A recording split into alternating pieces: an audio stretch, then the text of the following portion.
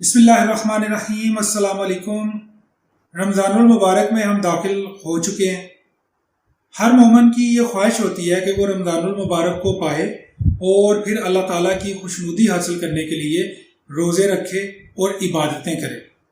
حضرت عبداللہ بن مسعود رضی اللہ تعالیٰ عنہ سے جب پوچھا گیا تو انہوں نے بتایا کہ صحابہ کرام رمضان المبارک کا استقبال کیسے کرتے تھے۔ آپ نے فرمایا کہ جب رمضان المبارک کا چاند نظر آ جاتا تو کسی مسلمان کے دل میں کسی دوسرے مومن مسلمان بھائی کے لیے ذرہ برابر کینہ، بغض یا حسد نہ ہوتا۔ ان کے دل ایک دوسرے کے لیے بالکل پاک صاف ہوتے۔ روایت یہ بتاتی ہے کہ نماز، روزہ، زکوٰۃ یہ سب چیزیں تو فرض ہیں، ضروری ہیں، ان کو تو کرنا ہی کرنا ہے۔ آج اگر ہم لوگوں نے فرض نمازوں کو صرف رمضان تک محدود کر دیا ہے تو یہ ہماری نالائکی نااہلی ہے۔ 5 وقت کی نماز تو پورے سال میں فرض ہے، صرف رمضان کے لیے نہیں، وہ تو پورے سال میں فرض ہے اور اس کو پورا سال ہی پڑھنا ہے، اور نہ پڑھنے والا گناہ گار ہے۔ اور اسی طرح رمضان کے روزے بھی فرض ہیں۔ اگر زکوٰۃ کے نصاب کا مال ہے تو وہ بھی فرض ہے۔ تو یہ جو مقام بلند ہوتے ہیں یہ ان سے نہیں بلکہ دل کی صفائی اور پاکیزگی سے ہوتے ہیں۔ اس سے میرا یہ ہرگز مطلب نہیں کہ نماز، روزہ، زکوٰۃ اور جتنی بھی عبادات ہیں ان کی نعوذ باللہ ویلیو نہیں ہے۔ وہ ویلیو رکھتے ہیں، ان کا ثواب ہے، ان کی وجہ سے بھی انسان جو ہے وہ اللہ کے نزدیک ہوتا ہے، اس کی وجہ سے بھی جنتوں کے قریب جاتا ہے۔ لیکن یہ دل کی صفائی اور پاکیزگی، مومن کے لیے دل کا صاف ہونا، یہ بہت ہی زیادہ درجے والی بات ہے۔ تو آئیں اس کو ہم ایک اور حدیث سے تھوڑا اور سمجھتے ہیں۔ حضرت سعد رضی اللہ تعالیٰ عنہ نے جب وفات پائی تو اللہ تعالیٰ نے جبرائیل علیہ السلام کو بھیجا اور یہ پیغام دیا کہ سعد رضی اللہ تعالیٰ عنہ کی روح کے استقبال میں آسمان جھوم رہے ہیں، آسمانوں پر خوشی ہو رہی۔ اب یہ سعد رضی اللہ تعالیٰ عنہ کون تھے؟ آئیں یہ بھی حدیث سے دیکھتے ہیں۔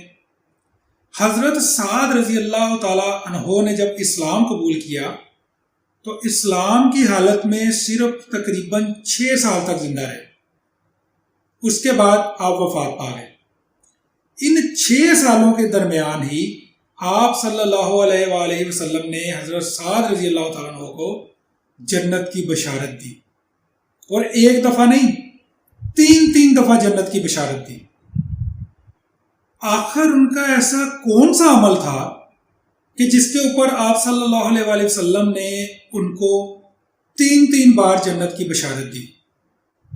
واقعہ کچھ اس طرح سے ہے کہ صحابہ کرام آپ صلی اللہ علیہ وآلہ وسلم کی خدمت میں حاضر تھے، آپ صلی اللہ علیہ وسلم کے ساتھ بیٹھے تھے کہ آپ صلی اللہ علیہ وآلہ وسلم نے فرمایا کہ ابھی جو شخص اس دروازے سے اندر آئے گا وہ جنتی ہے۔ سب نے دروازے کی طرف نظر لگا لی اور پھر دیکھا کہ دروازے سے حضرت سعد رضی اللہ تعالیٰ عنہ داخل ہوئے۔ آپ صلی اللہ علیہ وآلہ وسلم نے مختلف اوقات میں 3 دفعہ ایسا ہی عمل دہرایا کہ کہا ابھی جو شخص آئے گا وہ جنتی ہے، اور پھر حضرت سعد رضی اللہ تعالیٰ عنہ آئے۔ 3 دفعہ جنت کی بشارت جب ملی، صحابہ کرام بڑے خوش ہوئے، اور ایک صحابی تھے حضرت عبداللہ بن عمر رضی اللہ تعالیٰ عنہ، یہ حضرت عمر بن عاص رضی اللہ تعالیٰ عنہ کے بیٹے تھے۔ انہوں نے کیا کیا کہ وہ حضرت سعد رضی اللہ تعالیٰ عنہ کے مہمان بن گئے اور 3 دن تک حضرت سعد رضی اللہ تعالیٰ عنہ کے ساتھ رہے اور ان کے عمل کو دیکھتے رہے۔ آخر 3 دن بعد جب وہ جانے لگے تو انہوں نے کہا کہ میں اس لیے آپ کے ساتھ رکا تھا کہ میں دیکھوں کہ آخر ایسا کون سا عمل آپ کرتے ہو کہ جس کی وجہ سے آپ صلی اللہ علیہ وآلہ وسلم نے جنت کی بشارت دی۔ لیکن جتنی نمازیں آپ پڑھتے ہو اتنی نمازیں میں بھی پڑھتا ہوں، جتنی عبادت آپ کرتے ہو اتنی عبادت میں بھی کرتا ہوں، میں نے تو کوئی خاص چیز نہیں دیکھی۔ تو جب حضرت عبداللہ بن عمر جانے لگے تو حضرت سعد رضی اللہ تعالیٰ عنہ نے انہیں بلا کر کہا کہ ایک عمل ہے، شاید وہی تمہارے کام کا ہو، وہ یہ کہ میں نے اپنے دل میں کبھی کسی مسلمان بھائی کے لیے کینہ نہیں رکھا، کبھی کسی کے لیے حسد نہیں پالا۔ میں نے ہمیشہ اپنے دل کو کینہ اور حسد سے پاک رکھا۔ اور ایک روایت میں الفاظ اس طرح سے بھی ہیں کہ میں ہر رات سونے سے پہلے تمام مسلمانوں کی طرف سے اپنے دل کو صاف کر کے سوتا ہوں۔ تو حضرت عبداللہ بن عمر رضی اللہ تعالیٰ عنہ نے کہا کہ ہاں، یہی وہ بات ہے جو میں نے تم سے پا لی، یعنی تمہیں جنت کی بشارتیں ملنے کی وجہ یہ چیز ہے جو ہر کوئی نہیں کر سکتا۔ تو پیارے مسلمان بھائیوں، ان روایات سے صاف صاف پتہ یہ چلتا ہے دل کی صفائی اور شفافیت جنتوں کی بشارت کا ذریعہ ہے۔ تو اللہ کے فضل سے اللہ تعالیٰ نے ایک بار پھر ہمیں رمضان میں داخل فرمایا ہے، ہمیں پھر سے یہ رمضان کا مہینہ ملا ہے۔ تو اس رمضان میں رمضان کے فرض روزے رکھنا، نماز پڑھنا، زکوٰۃ دینا، فطرانہ دینا اور صدقات کرنا، کیونکہ اس مہینے میں صدقات کا اجر بھی بہت زیادہ ہوتا ہے، اور بھی عبادتوں کا اجر جو ہے وہ ملٹیپلائی ہو کے ملتا ہے۔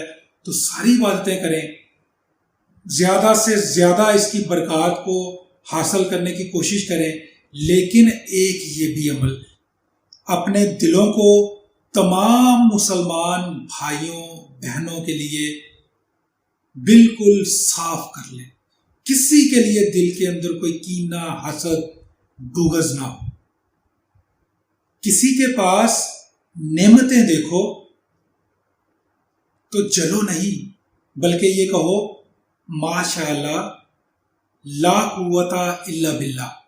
اور اگر تمہیں بھی اس چیز کی ضرورت ہو تو اللہ تعالیٰ سے دعا کرو کہ یا اللہ مجھے بھی اس چیز کی حاجت ہے، تم مجھے بھی اس چیز سے نواز دے۔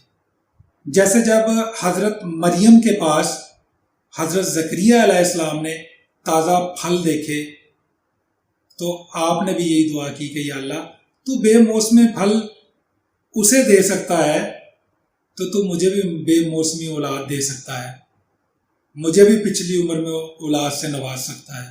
تو اپنے لیے بھی دعا کی، حسد نہیں کیا، بغض نہیں رکھا۔ اسی طرح سے آج اگر ہم بھی کسی کے پاس نعمتوں کو دیکھتے ہیں تو اس کو بھی دعا دیں اور اپنے لیے بھی دعا کریں۔ معاف کرنا سیکھو، مسلمان بھائیوں سے کوئی غلطی ہو جاتی ہے اس کو معاف کرنا سیکھو، اور پھر اللہ تعالیٰ سے پھر دعا کرو کہ یا اللہ میں نے تیری خوشنودی کے لیے اپنے اس مسلمان بھائی کو معاف کر دیا، کل قیامت کے دن تو بھی درگزر فرما دینا، تو بھی مجھے معاف فرما دینا۔ اللہ ہم سب کو رمضان المبارک سے زیادہ مستفید ہونے کی توفیق عطا فرمائے۔ اللہ تعالیٰ ہمیں دین کو صحیح سمجھنے اور اس پر عمل کرنے کی توفیق عطا فرمائے۔ آمین ثم آمین۔ السلام علیکم ورحمۃ اللہ وبرکاتہ۔